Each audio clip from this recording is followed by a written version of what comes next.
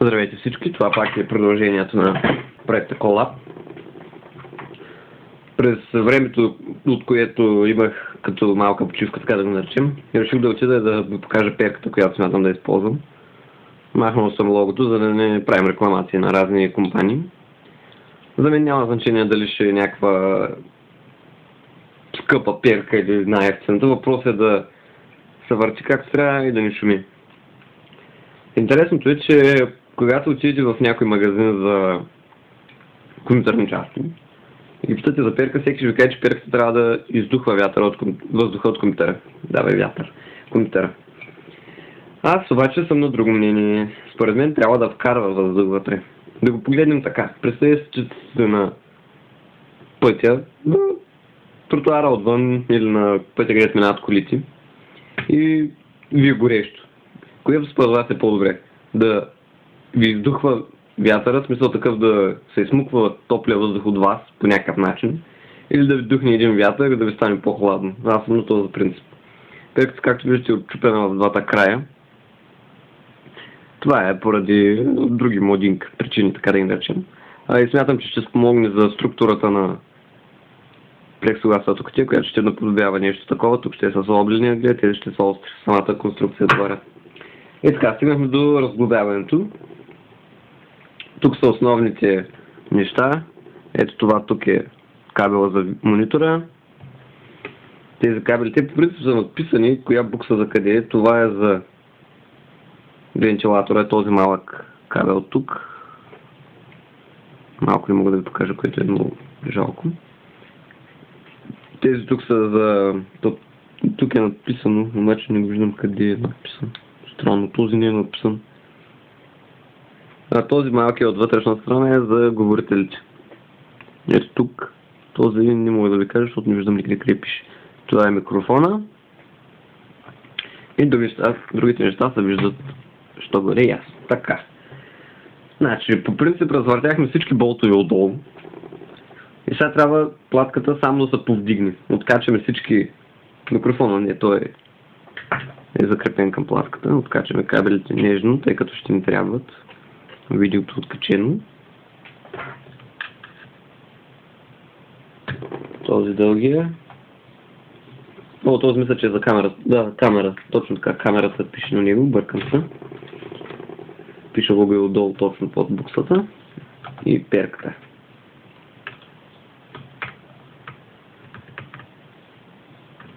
Внимавам. Не искам да скъсам някой кабел. После ще ми трябва доста от тях. И така. Тук също имаме някакъв кабел, който е за батерията. Да, отдолу има малко батерийка, която сега се сетих за какво е. Тук има малки чопченца в предната част, които сами ще видите. Предръпвате ги леко назад. С отверката бутаме и надигаме всичко това. Най-много трябва да внимавате за буксите на USB-та и видеото. Хитрото е, че може да ги надигнете ето така, отверката отстрани. С един пръст придържате тук. Штак. Надигате. Хващате така внимателно, да не чупим нещо, това не трябва.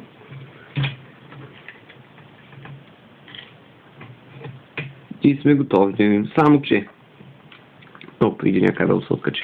Тези два кабела са за хард диска. Прикрепят се към него и де-факто дори не знам за какво се използват. Нещо за мониторен, следен нещо на монитора. Откачате ги. Както забявахте, те са черен и бял. Черният е първи, белият е втори. И ето я цялата дъмна лаптопска платка. Малко да разчистим. Значи, ето ги. Ръмта. Това е SSD hard диск и малка батерика. Както виждате, от Asus са лепили доста неща с Tixo. Много интересно защо. И за сега това ще е основната на цялата платка. Това е копчето за включване. Него мисля да го оставя да стърчи малко над кутията, както и захранващия кабел, като по-интересно някакси. И самата платка ще стои така, а перката ще е захваната тук някъде по този начин и ако намеря още една със същия размер, до нея ще сложа още една. Най-важното е как ще ги захранвам. Откъде? Предполагам, че жакчето за стандартната перка може да ви свърша работа, но не съм сигурен, тъй като тя е с 4 кабела и има датчик кога да се включва. Но това ще разберем по-нататък. Така, това е основната платка, тя вече ни трябва и затова оставям някъде по-настрани. Ето сега лаптопа е без дъл, монитор и кабели. Перката, ако забелязвате, е с странна форма на отвора, тъй като когато веднъж го отварях, забелязах, че е доста малка като отвор за въздуха и реших да разширя малко. Но, щом разглобявам цял компютър, ефектът явно не е голям, махаме перката. Едните болчета също се приберат, макар че перката няма да ми трябва.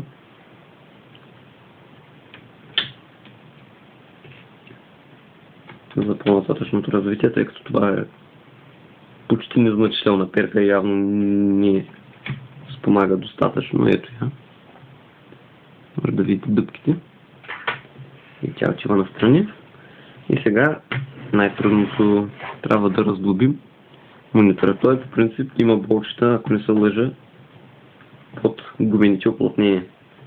Гумените оплътнения може също така да ги запазим, може да трябват. Отвинтваме поредните болчета.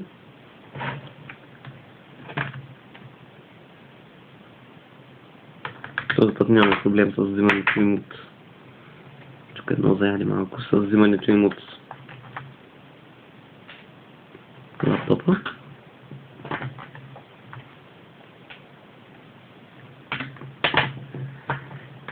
И продължаваме да отвинтваме. И този имаше долерепил. Само ми е интересно, не там долу болчета ли са.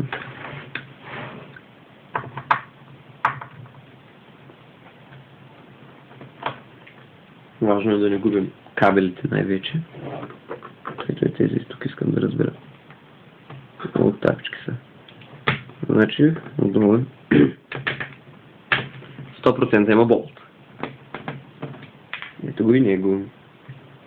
Смятам самия държач целия на монитора да също да не използвам, а по някакъв начин да го прикрепя към плексигласовата конструкция. Последния болт. И сега да видим какво имаме отдолу. Дали ще се вдигне както си мисля аз. С това ще са отново мушкам в процепите. Да, мисля, че се отвър както си мислех.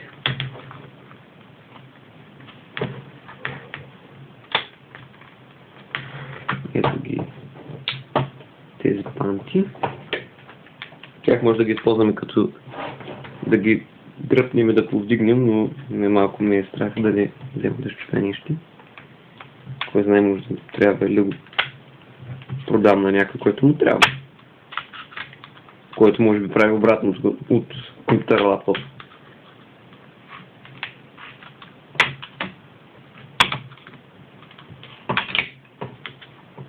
Продължавам смело с отверката, но тук нещо при камерата заяжда.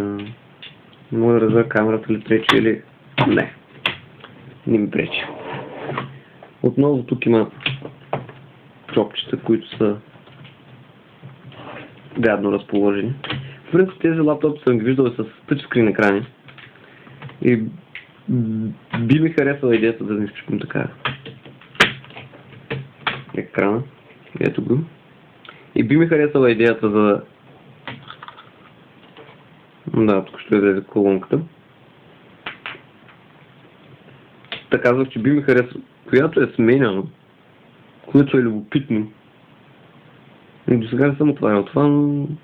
Все пак лаптопа е втора от тебе, но за мен е така от известно време, но не съм предполагал, че може и това да е правилно, но както и да е.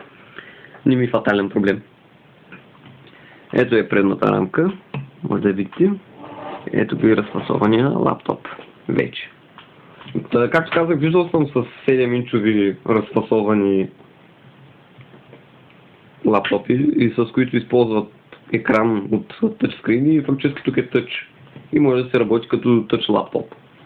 Ако намеря такъв на достъпна цена, бих взел. Нека първо да махнем кабелите, които са така доста този сивчовия, да.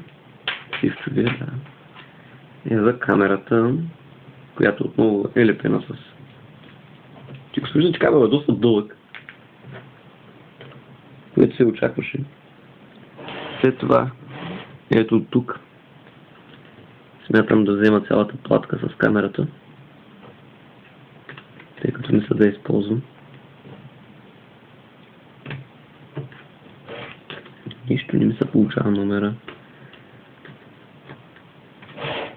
Ще питам.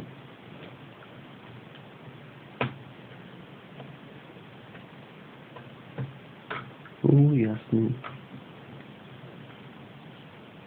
Хоп, готово. Вече изкарахме проблемния чоп.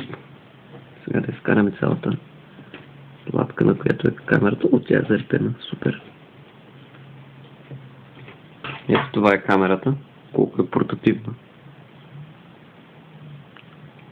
Тя също ще се използва, така че и ние прибираме. Продължаваме с саунд системата. Ето така, като гледам, наистина ще е по-добре да се премахне. Ето я. Тук тези кабели пречат, затова явно ще трябва да ги дигна. Тук виждам също и бяло-черния кабел, които са свързани. Много интересно какви сте метални пластини към тях, които не водят към никъде. Но явно са от голямо значение, тъй като кабела фактически, когато веднъж бях го разглобявал и не ги закачих,